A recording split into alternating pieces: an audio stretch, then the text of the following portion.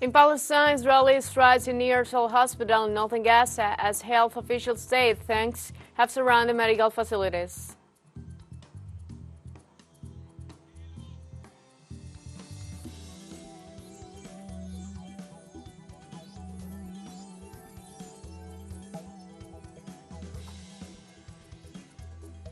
In Panama, demonstrations against the mining contract continue throughout the country.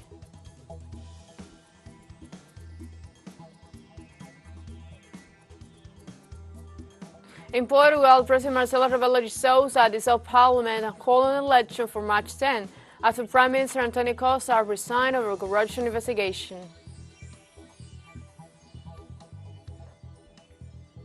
Hello, welcome to From the South. I'm Ana Rosabal from the TeleSUR studios in Havana, Cuba. We begin with the news.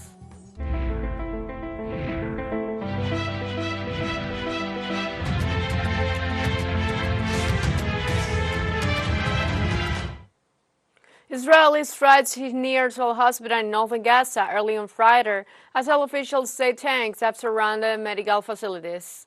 Several hospitals are among the civilian infrastructure targeted in a northern night of heavy bombardment. Gaza authorities reported that troops struck the Al-Shifa hospital courtyard and the obstetrics department. This is Gaza's largest hospital where many are taking shelter due to the relentless attacks and the fact that over 50% of the housing unit have been damaged. For its part, the UN's humanitarian office issued a statement describing Northern Gaza as hell on earth, while an increasing number of civilians are forced to flee south with no security guarantees.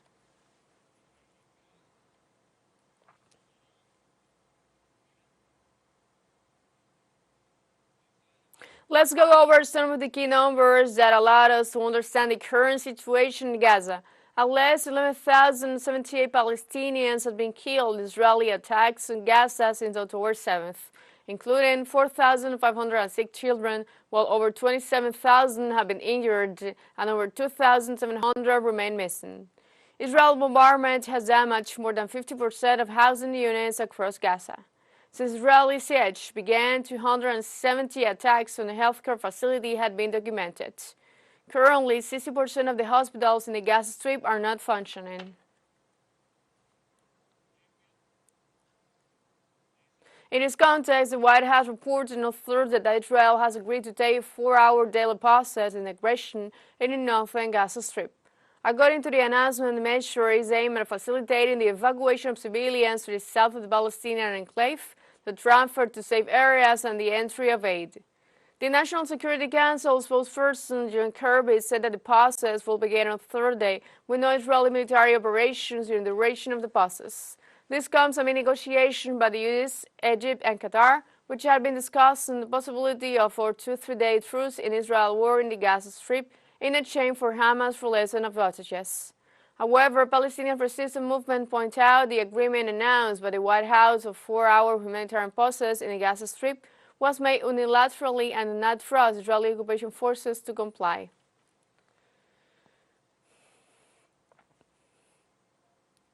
Meanwhile, occupying forces carried out a massive incursion into several Palestinian territories in the West Bank and arrested more than 50 Palestinians on Friday morning. The kidnappings took place during a series of raids in cities, towns, villages, hamlets, and Palestinian refugee camps all over the occupied territory. According to human rights organizations, more than 2,500 hostages have been captured by the Tel Aviv regime since October 7th. The incursions took place after the attack on the Jenin camp. The massive death toll caused by the bombardment of Israeli forces, the number of Palestinians detained by Israel, which have exacerbated the humanitarian crisis currently raging in Gaza, have drawn worldwide condemnation against Israel. In Israel, citizens rallied against the arrest of 4 Arab leaders. The riot was in front of the police station in the Tel Aviv neighborhood where officers tried to disperse the protesters. On Thursday, 4 members of Arab legislators were arrested in Nazareth for planning a rally that police said would incite violence and threaten public order. Since the beginning of the Gaza invasion, the Israeli authority had been repressing and preventing any kind of protest against the ongoing genocide. The gathering also demanded the release of all detainees arrested in the beginning of the war until today.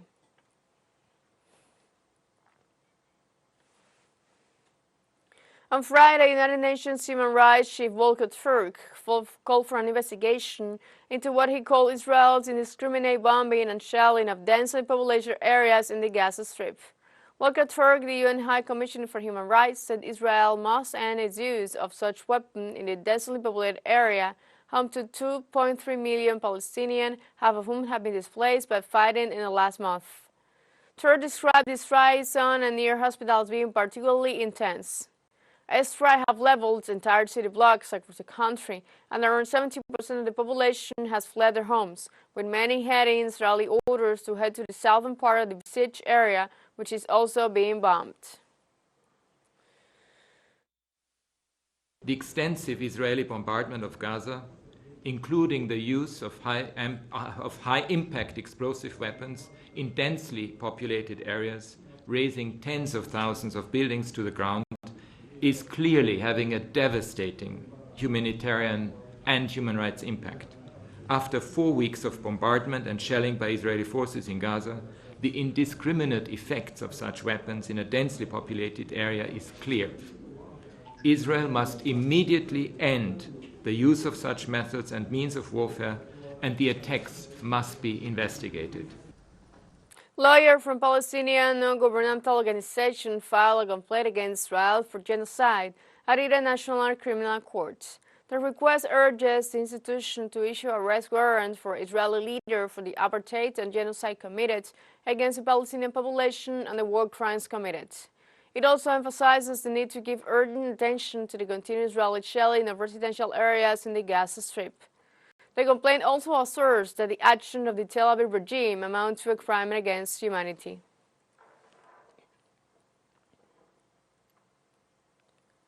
On Thursday night in El Salvador, the bloc of resistance and popular rebellion developed a political and cultural act in the Palestinian square of San Salvador to condemn the aggression of the Zionist state of Israel against the people of the Gaza Strip.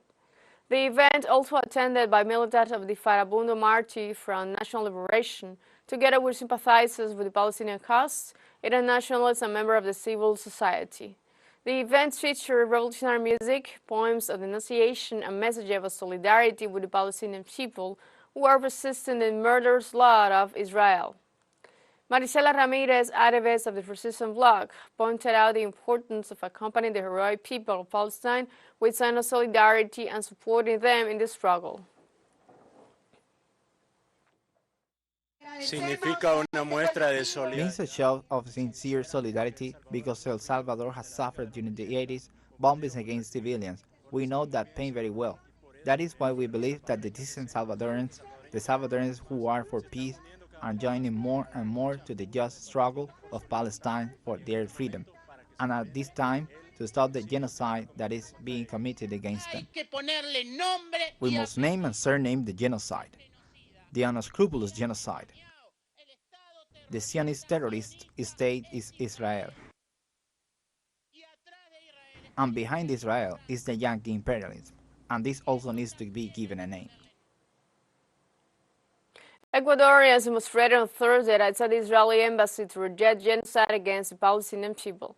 The demonstrators expressed their solidarity with the Palestinian people and in particular with the inhabitants of the Gaza Strip, where the siege of the Israeli occupation army has caused the death of more than 10,000 people. The Ecuadorians rejected the actions carried out by Tel Aviv and reiterated their support to the Palestinians, affirming that they are not alone.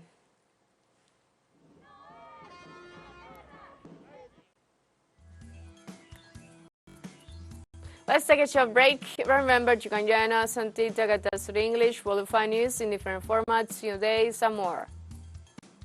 Our study is coming up. Stay with us.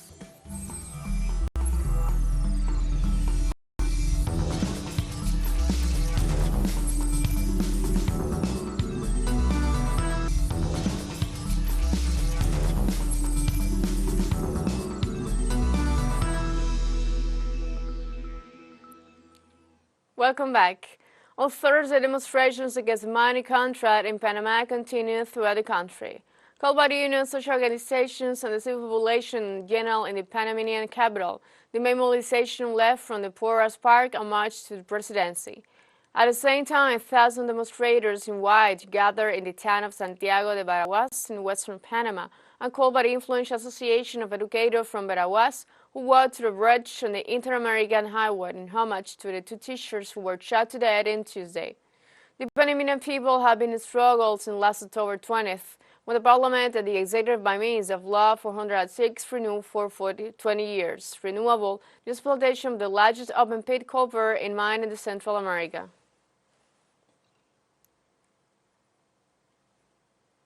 And the leader of the construction union, Saul Mendez, presented a bill on behalf of the multi-sectoral alliance of the United People, which includes the repeal of the law that grants the concession of the multinational.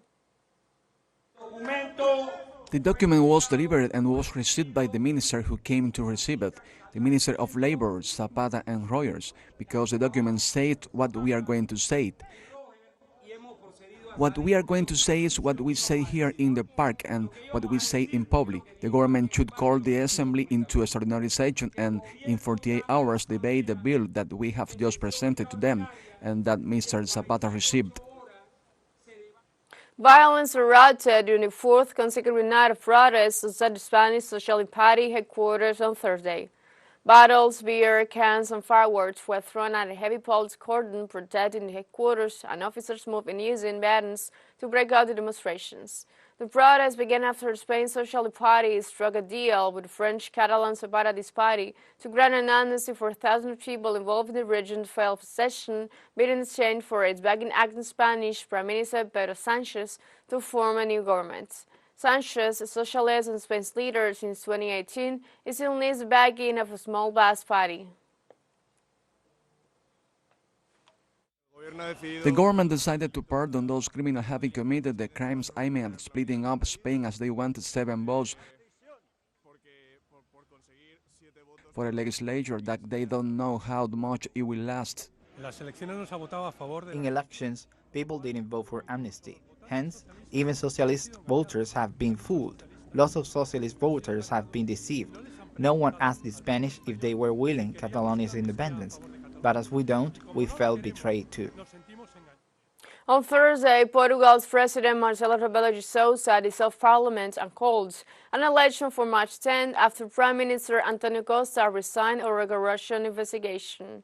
Costa, Portugal's socialist premier since 2015, quit on Tuesday after being embroiled in a corruption probe into energy-related contracts, sparking political crisis. De Sousa met the heads of the main political parties on Wednesday as he decided whether to ask a party leader to try to form a new government or to dissolve parliament. The main opposition parties on the left and right had urged early elections. The Socialist Party wanted the appointment of a new prime minister who would govern with its comfortable parliamentary majority.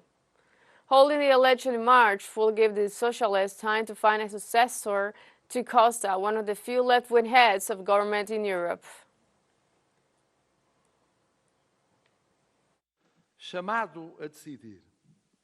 People of Portugal, having been called upon to make a decision on the scenario created by the resignation of the government, due to the decision of the Prime Minister, I have chosen to dissolve the Assembly of the Republic and hold new elections on March the 10th, 2024.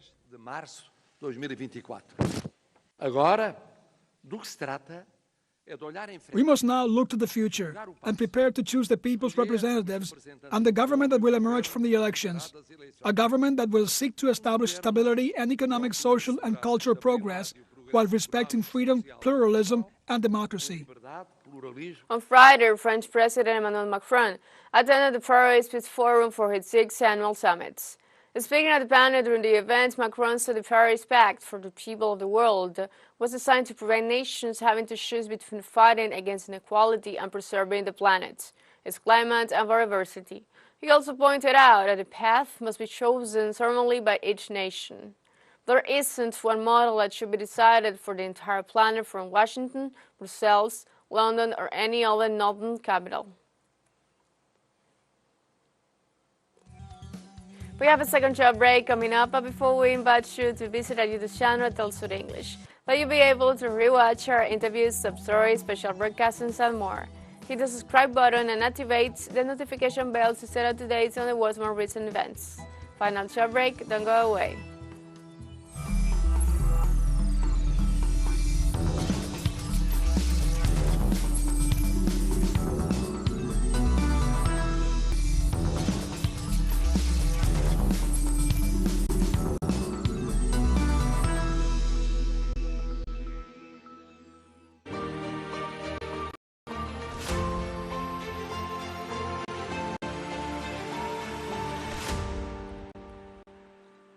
Welcome back. After his visit to Kazakhstan, Russian President Vladimir Putin arrived in Rostov-on-Don, where he visited the headquarters of the Southern Military District, the closest to the Ukrainian territory. According to the official media, the president was briefed on the progress of the special military operation and got acquainted with new equipment. The president was accompanied by Defense Minister Sergei Shoigu, Chief of the General Staff Valery Gerasimov, and other military commanders. The visit on Friday is the second visit of the Chief of State to the headquarters, and it was the second public visit to the headquarters in less than a month. On Friday, Prime Minister of Hungary Viktor Orban stated all kinds of bad decisions are made by the EU leaders about Russia's conflict in Ukraine. The Prime Minister assured that Brussels' leadership currently represents the interests of a global elite and not the people's, noting that the Ukraine-Russia conflict is unsustainable and destroyed of Europe, so it must stop. Orban encourages peace in Ukraine and strongly condemns the West for providing arms and economic assistance to Kiev. Hungarian government threatened economic and diplomatic ties with Russia, having sealed major deals on purchasing Russia's gas, oil, and nuclear fuel. By the end of 2023, EU leaders must approve a 4-year, €50 billion package for Ukraine to provide budget support and boost investments. So here the Hungarian veto will play a crucial role. The Ukraine-Russian conflict is unsustainable and a destroyer of Europe. It must stop. Therefore, Hungary didn't back arms shipment, and I don't support sending Hungarian taxpayers' money to Ukraine. We are ready to provide humanitarian aid in case any state needs it. We are a Christian country, but financing Ukraine for buying weapons, it would have very serious aftermath for Hungary, as triggering economic bankruptcy. I won't agree on this, and until we have a national government, this will not happen. White House Security Council report reveals collapse of U.S. financial support for Ukraine in recent months. The text indicated that the United States spent 96% of the funds allocated to Kiev. Likewise, the agency assured that the U.S. Department of Defense has only $1.1 billion for the replacement of the weapons in the Army's pots. In this regard, the U.S. Agency for International Development informed that there will be no more funding for direct budgetary support to Ukraine, and the European country will have to take emergency measures to overcome the situation, which would probably damage its economy.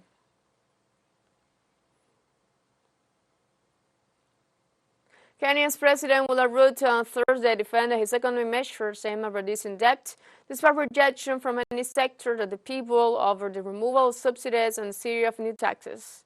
In the first set of the nation addressed to Parliament after taking office, Ruto reiterated that the series of economic measures his government said are necessary to put the country back on track. In a sense, he also stated that Kenya has been living beyond his means, which he said has led to the nation into an unavoidable debt hole. Kenya faces a number of challenges, including depleted government coffers, skyrocketing inflation, and a plummeting currency that has sent debt servicing costs soaring. Any direction may not be easy, but it's ethical, responsible, prudent, and above all, necessary, the Kenyan leader added. As I told Kenyans on my first day in office, times were difficult and many people are struggling, and necessary and effective sustainable solutions were urgently needed. We must admit, honorable members, that as a country, we had been living large and way beyond our means. I can now confirm with confidence that we will and we shall pay the debt that has become a source of much concern to citizens, markets, and our partners. An elusive China that was feared then after disappearing for 6 decades had been rediscovered in a remote area of Indonesia. Saglusus Adembaruji, a lungbill echidna named after the famous British natural David Attenborough, was last seen in 1961. Echidnas are nocturnal and shy, making it difficult to find. It took a team of scientists and experts from Great Britain and Indonesia for weeks and 80 camera trips to find the echidna. Images of the creature could only be recorded for a few weeks in black and white and show the creature slightly awkward wandering through the undergrowth. The team of scientists said the discovery was the result of hard work and more than a year of research.